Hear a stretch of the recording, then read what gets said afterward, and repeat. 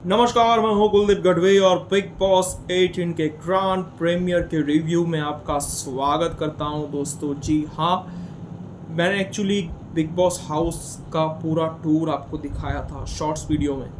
Actually मैं गया था हाउस के अंदर और बहुत ही अच्छा एक्सपीरियंस रहा मेरा। जिस तरह से मैंने पूरा हाउस देखा, बहुत ही एक्सपीरियंस बेहतर और अच्छा रहा दोस्तों।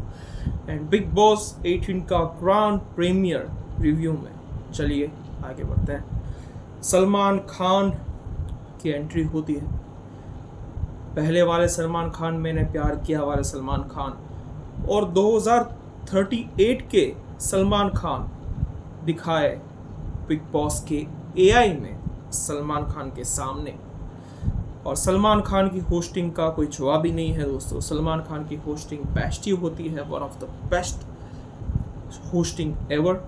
एंड पहले कंटेस्टेंट में बुलाया जाता है चाहत पांडे को। एंड चाहत पांडे बहुत ही खूबसूरत एंड क्यूट लगी है। बेचारी को आते वक्त ही जेल की सज़ा मिल गई, जो होना नहीं चाहिए बेसिकली मेरे ख्याल से। एंड चाहत पांडे के बाद हमारे बाबाओं के बाबा डॉक्टर अनिरुद्ध आचार्य, राधे राधे बाबा जी की एंट्री होती है। अनिरुद्ध आचार्य का इतना ज़्यादा कुछ था नहीं, कंटेस्टेंट को चुनना था और उनकी कुंडली के बारे में बताना था, तो ठीक रहा। अनिरुद्ध आचार्य का इतना कुछ था नहीं बुलाते तो भी चलता अनिरुद्ध आचार्य को। एंड मैं ये कह सकता हूँ कि चाहत पांडे मुझे विनर मटेरियल लगती है दोस्तों, मेरे ख्याल से। और चाहत पांडे के बाद चाहत पांडे जाती है घर के अंदर और दूसरे कंटेस्टेंट्स में आते हैं उनके को एक्टर अविनाश मिश्रा। अविनाश याद है आपको, जो बिग बॉस में आए थे एल्विश के सामने। अब ये अविनाश मिश्रा दूसरे हैं दोस्तों। और अविनाश मिश्रा के साथ शहजादा धामी की भी एंट्री होती है तीसरे कंटेस्टेंट में। तो दोनों की जो कंपटीशन दिखाई है वो मुझे तगड़ी लग रही है दोस्तों। और कुछ हफ्ते बाद शहजादा धामी और अविनाश मिश्रा की शायद लड़ाई भी हो सकती है, कौन जानता है। एक्चुअली मेरे ख्याल से मैं ये बोल रहा हूँ कि अविनाश मिश्रा और जो शहजादा धामी है वो मुझे तगड़े कंपटीशन में लगते हैं दोस्तों। एंड शहजादा धामी के साथ कुछ ऐसा हादसा हो जाता है उनके सेट पे। उनके जो डायरेक्टर प्रोड्यूसर है वो उनको चिल्लाते हैं कि ये ऐसा क्या कर दिया, वो ऐसा क्या कर दिया। वो सलमान भाई को बताते हैं। सलमान भाई ने बहुत ही अच्छी बात बोली कि जो रखो वो सब भूल जाओ, अपने मन पे ये बात रखो, जब टाइम आएगा तब बोलना उनको। तो बहुत ही अच्छा सिखाया सलमान भाई ने। एंड मैं रिस्पेक्ट करता हूँ सलमान भाई की, बहुत ही अच्छा लेसन दिया शहजादा धामी को दोस्तों। तो शहजादा धामी के बाद वो दोनों जाते हैं अंदर। एंड चाहत पांडे बोलती है शहजादा धामी एंड अविनाश को कि आपको जेल की सज़ा मैं दूं तो आप एक्सेप्ट करेंगे। वो दोनों तो एक्सेप्ट करते नहीं हैं, वो दोनों मना कर देते हैं। तो वो तीनों रहते हैं घर पे। एंड चौथे कंटेस्टेंट में एंट्री होती है शिल्पा शिरोडकर। बहुत सारी फिल्में उन्होंने की है शिल्पा शिरोडकर जी ने, सलमान खान के साथ, अनिल कपूर के साथ बहुत सारी फिल्में उन्होंने की है। तो पूजा भट्ट जैसा ही मुझे लग रहा है कि पूजा भट्ट को जिस तरह से ग्रैंड फिनाले में रखा गया था वैसे ही शिल्पा जी को रखेंगे, शायद निकाल भी दे, पता नहीं। फिनाले तक शायद रख सकते हैं शिल्पा शिरोडकर को पूजा भट्ट की तरह। पूजा भट्ट जैसा ही मुझे शिल्पा शिरोडकर का लगता है दोस्तों। थोड़ा वो पता नहीं कि क्या लग रहा है। एंड फिर वो जाते हैं शिल्पा शिरोडकर अंदर सलमान खान के साथ। वो 90s वाले जो गाने होते हैं उन पे वो परफॉर्म करते हैं सलमान खान के साथ। फिर शिल्पा शिरोडकर जाते हैं घर के अंदर। फिर एंट्री होती है श्रुतिका अर्जुन जो तमिलियन है, एंड अर्जुन जो तमिल एक्टर है उनकी वाइफ है। मुझे वो बहुत ही ओवर एक्टिंग टाइप लगी दोस्तों। जिस तरह से वो बातचीत कर रही थी सलमान भाई के साथ, मुझे बहुत ओवर एक्टिंग टाइप लगी। मुझे ज़्यादा मज़ा नहीं आया दोस्तों। उनके जो बोलने का तरीका है, इरिटेट हो रहा था मुझे कि कब ये घर पे जाए और कब दूसरा कंटेस्टेंट आए। मुझे इरिटेशन हो रहा था क्योंकि मुझे पता नहीं है कि वो आगे चल के क्या करेगी। एंड फिर वो जाते हैं घर के अंदर, तो तजिंदर बग्गा की एंट्री होती है, जो वाइट बैग लेके आते हैं। पॉलिटिशियन है वो, आरएसएस में। उन्होंने जूते पे भी कंट्रोवर्सी के बारे में बोला।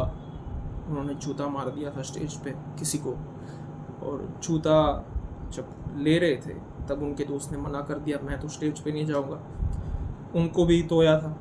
तो मुझे लग रहा है वो कंटेंट दे पाएंगे, मेरे ख्याल से मैं बोल रहा हूँ, मुझे पता नहीं। तजिंदर बग्गा का मैं बोल रहा हूँ कि वो कंटेंट दे सकते हैं मेरे ख्याल से। तजिंदर बग्गा चाहते हैं घर के अंदर, और फिर एंट्री होती है हमारी नायरा बैनर्जी की। नायरा बैनर्जी बहुत ही खूबसूरत एंड बहुत ही ब्यूटीफुल लगी है दोस्तों, जिस तरह से उन्होंने एंट्री की नायरा ने। तो मुझे ये लगता है कि वो विनर मटेरियल हो सकती है मेरे ख्याल से। जैसे सना मकबूल आई थी, वैसे ही मुझे नायरा के लिए फीलिंग ऐसी आ रही है कि वो विनर मटेरियल बन सकती है दोस्तों, नायरा बैनर्जी। एंड फिर एंट्री होती है चूम दरंग की। एंड चूम दरंग, एक आपको मैं बता दूं उनके बारे में, उन्होंने फिल्म भी की है, वेब सीरीज़ भी की है। गंगूबाई में भी वो थी, बधाई दो में भी वो थी। तो अच्छी एक्टर है।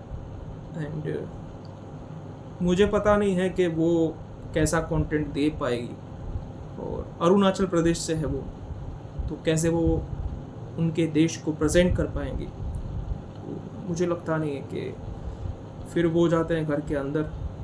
शहजादा और अविनाश मिश्रा जो है, वो दोनों मजाक उड़ाते हैं चूम दरंग की कि आपने ऐसा नाम क्यों रखा, आपका पूरा नाम क्या है, वैसा वैसा। मुझे वो पसंद नहीं आया, उनका जो मजाक था मुझे इतना ज़्यादा पसंद नहीं आया दोस्तों। एक्चुअली बहुत ही मुझे ये लग रहा था कि इस तरह से भी किसी का मजाक उड़ाना अच्छी बात नहीं है दोस्तों। फिर वो पंजाबी में ऐसा कहते हैं कि हम चूम कहते हैं तो वो चुम्मा देते हैं, वो देते हैं। ये बहुत गलत था शहजादा अधानी का, तो मुझे इतना पसंद नहीं आया दोस्तों। उसका जो बिहेवियर था मेरे ख्याल से वो मुझे उतना ज़्यादा पसंद आया नहीं दोस्तों। फिर एंट्री होती है हमारे खतरों के खिलाड़ी विनर करणवीर मेहरा। मुझे वो विनर मटेरियल लगते हैं दोस्तों, अभी से मैं बोल रहा हूँ करणवीर मेहरा। एंड स्पेशली मेरे पॉइंट ऑफ व्यू से मैं आपको बताऊं तो करणवीर मेहरा मुझे विनर मटेरियल लगते हैं। और करणवीर मेहरा के साथ ही हमारे कंट्रोवर्सी किंग रजत दलाल की एंट्री होती है। रजत दलाल को तो आप जानते ही होंगे, बहुत सारी कंट्रोवर्सीज वो करते हैं। कैरी मिनाटी के साथ भी उन्होंने कंट्रोवर्सी की थी जो बहुत चली थी। रजत दलाल एंड करणवीर मेहरा वो दोनों आते हैं। एंड सलमान भाई कहते हैं कंट्रोवर्सी के बारे में उनको रजत दलाल को। फिर रजत दलाल बोलते हैं कि कैरी मिनाटी के साथ मेरी कंट्रोवर्सी हुई थी, 42 मिलियन उसके फॉलोअर्स हैं। तो करणवीर ने बहुत अच्छा जवाब दिया रजत दलाल को कि कुत्ते तो भौंकते रहते हैं, हम इन पे क्यों सामने रिप्लाई करें। तो बहुत ही अच्छा लगा मुझे जो करणवीर ने बोला, तो मुझे बहुत ही बेहतर लगा दोस्तों जो करणवीर ने बोला। फिर रजत भी बोलता है कि 42 मिलियन तो कुत्ते भी नहीं होते।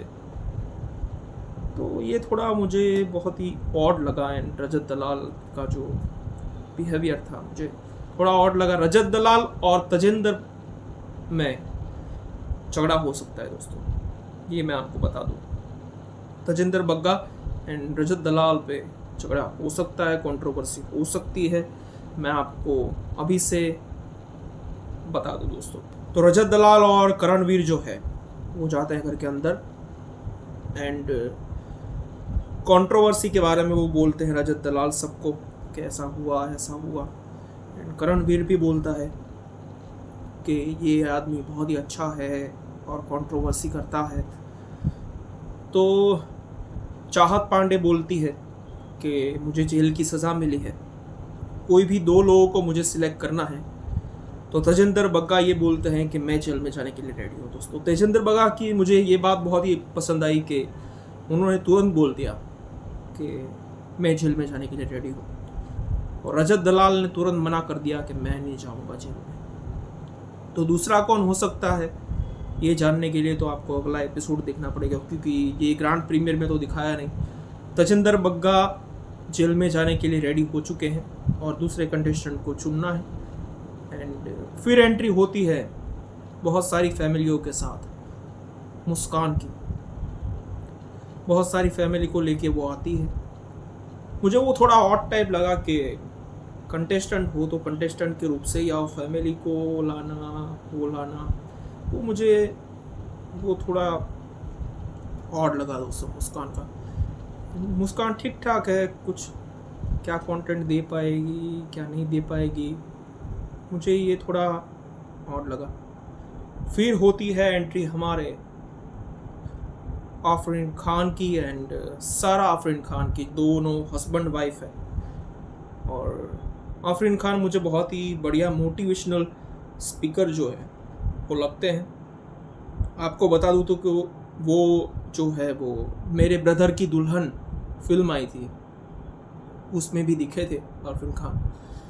तो बहुत ही अच्छा एक्टर है एंड बहुत ही अच्छे मोटिवेशनल स्पीकर है। मैं सपोर्ट करता हूँ आफरीन खान को कि मुझे बहुत ही ज़्यादा अच्छे लगते हैं वो। एंड ऋतिक रोशन भूमि पेडनेकर ने भी बहुत ही ज़्यादा विशिंग की आफरीन खान को, तो बहुत ही अच्छा है, बहुत ही बढ़िया है। अब क्या कंटेंट दे पाते हैं, क्या दिमाग वो पढ़ पाते हैं, ये तो आगे चल के ही पता चलेगा। फिर एंट्री होती है ईशा सिंह की। मुझे वो ठीक ठाक लगी, उतना ज़्यादा पसंद नहीं आई ईशा सिंह।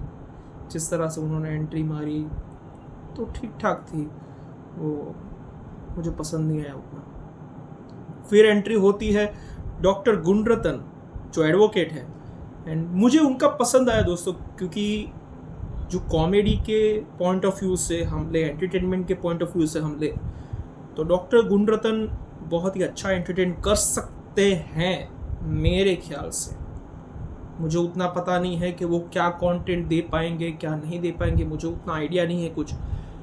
तो डॉक्टर गुणरत्न जैसे बोल रहे थे सलमान खान को, सलमान खान भी बहुत ज़्यादा हंस रहे थे उनकी बातों पे। एंड मेरे पॉइंट ऑफ व्यू से देखा जाए तो वो ज़्यादा एंटरटेन कर सकते हैं। आपको क्या लगता है कि वो एंटरटेन कर सकते हैं या नहीं कर सकते हैं? मुझे उतना पता नहीं दोस्तों। फिर एंट्री होती है हेमा शर्मा की। आपने उनको दबंग 3 में देखा होगा, जो स्टार्टिंग के पहले पार्ट में वो आती है हेमा शर्मा। तो ठीक ठाक थी, कुछ उतना पसंद नहीं आया मुझे उनका जो था, वो ठीक ठाक थी। क्या कंटेंट दे पाएगी क्या नहीं दे पाएगी वो तो आगे चल के ही एपिसोड्स में हमको पता चलेगा। फिर एंट्री होती है हमारे कलर्स टीवी के मेन हीरो की, विवियान। आपने देखा होगा उनको कितनी सारी टेलीविज़न शोज़ में, और मुझे अच्छा लगा उनका। वो विनर मटेरियल हो सकते हैं, मेरे पॉइंट ऑफ व्यू से मैं बोल रहा हूँ कि वो विनर मटेरियल हो सकते हैं। फिर एंट्री होती है दूसरी लड़की की, मुझे उनका नाम पता नहीं है, आपको शायद नाम हो तो आप कमेंट सेक्शन में बता देना। उनके जो माँ बाप होते हैं वो गुजर जाते हैं, तो बहुत ही सैड सा, बहुत ही रूठा हुआ सा वो एंट्री कर दिए। मुझे ये पता नहीं है कि माँ बाप को गुजरने में, ये सब में क्या ये लोगों को टीवी पे दिखाने में अच्छा लगता है दोस्तों, मुझे उतना पता नहीं है। सलमान भाई भी बोल रहे थे कि ऐसा क्या कर सकते हैं, वैसा क्या कर सकते हैं, तो ठीक था उनका बोलना भी, सलमान भाई का। मुझे उतना पसंद नहीं है दोस्तों टेलीविज़न पे पर्सनल लाइफ हमारी शेयर करो यार। कंटेस्टेंट हो तो कंटेस्टेंट के रूप में आओ ना यार, यही तो। फिर एंट्री होती है हमारे गधराज की। गधा आया है दोस्तों बिग बॉस 18 हाउस में, तो मज़ा आएगा। सब कंटेस्टेंट्स गधे को खिलाएंगे पिलाएंगे तो अच्छा रहे। एंड हाँ, विवियन और दूसरी लड़की जो है जिसके माँ बाप गुजर गए, वो दोनों टॉप 2 में आए हैं। बिग बॉस ने घोषित भी कर दिया कि वो दोनों टॉप 2 में गए। बताओ ये क्या माजरा है, कुछ समझ में नहीं आया।